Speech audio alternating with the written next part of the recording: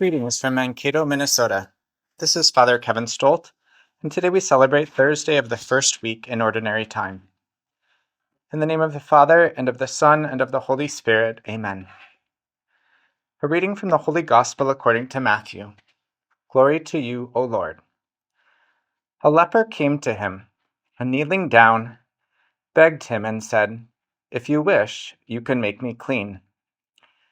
Moved with pity, he stretched out his hand, touched the leper, and said to him, "I do will it. Be made clean." The leprosy left him immediately, and he was made clean. Then warning him sternly, he dismissed him at once. Then he said to him, "See that you tell no one anything, but go, show yourself to the priest, and offer for your cleansing what Moses prescribed. That will be proof for them." The man went away and began to publicize the whole matter. He spread the report abroad, so that it was impossible for Jesus to enter a town openly. He remained outside in deserted places, and people kept coming to him from everywhere. The Gospel of the Lord. Praise to you, Lord Jesus Christ. As we continue our journey through the first week in Ordinary Time, we encounter a situation in today's Gospel in which Jesus is asked to heal a leper. There are three themes that we consider today. First, the status of the leper. Second, the fact that the leper came to Jesus. And finally, the command that Jesus gives to the leper. First, let us consider the status of one who is a leper. According to the laws concerning leprosy in the book of Leviticus, they were first examined by a priest to determine if they indeed had the disease.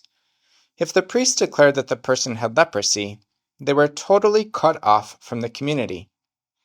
Lepers had to wear torn garments and keep their heads uncovered, and were required to cry out, "Unclean, unclean," wherever they went.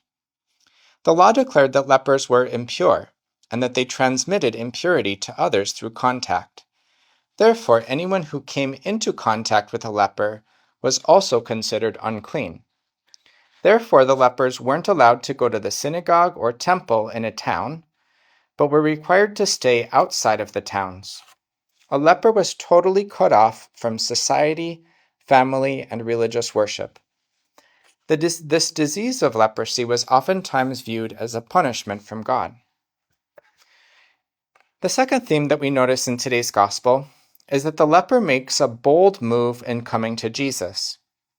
He takes this risk because he has confidence that Jesus can and desires to heal him. We heard Jesus say in today's Gospel, moved with pity, he stretched out his hand, touched the leper, and said to him, "I do will it. Be made clean." There seems to be a sacramental quality to Jesus healing the man. He stretches out his hand to heal him. We also know from Scripture that God, by his outstretched hand, performed mighty acts to save the Israelites in the escape from slavery in Egypt, and throughout salvation history.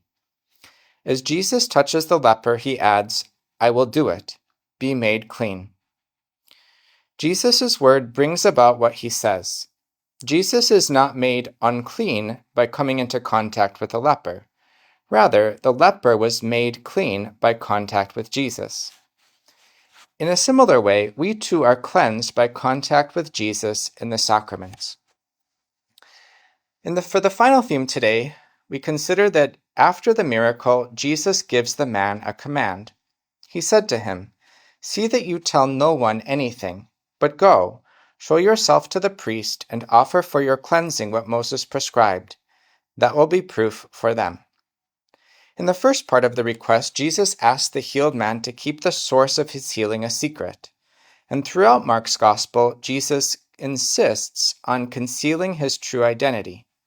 Jesus knows that his true identity must not be revealed too soon, because he must first fulfill the words of the prophets. In the second part of Jesus' request, he told the man to show himself to a priest. Under the law of Moses, a leper who had been healed was required to show himself to a priest. Under the law, the priest had the power to confirm that the leper was indeed healed. This would allow the man to perform the ritual of purification, offer the necessary sacrifices, be restored to the community, and returned to fellowship with God. In the ritual of purification for a leper, it is on the 8th day that the man is restored to the community and to fellowship with God in the sanctuary. In sacred scripture, the number 8 is symbolic of salvation, regeneration, and new life.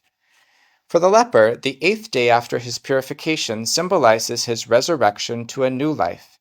It will be the day Jesus Christ himself resurrects from the dead. At the conclusion of today's gospel, we notice that the healed leper is unable to keep quiet in his joy over his healing and restoration to his family and community.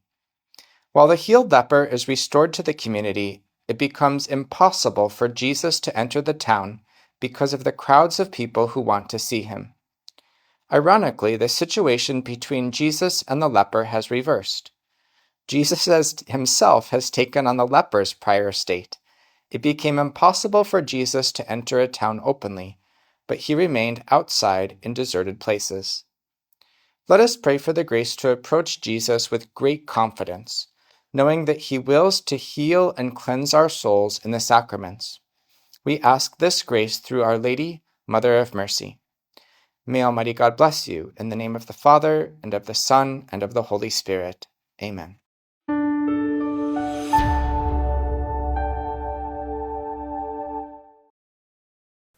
If you found this video fruitful, please feel free to share it with a friend or family member. Or if you would like to learn more about our missionary priests throughout the world and how to support them, please visit iveamerica.org. Thank you for watching, and God bless.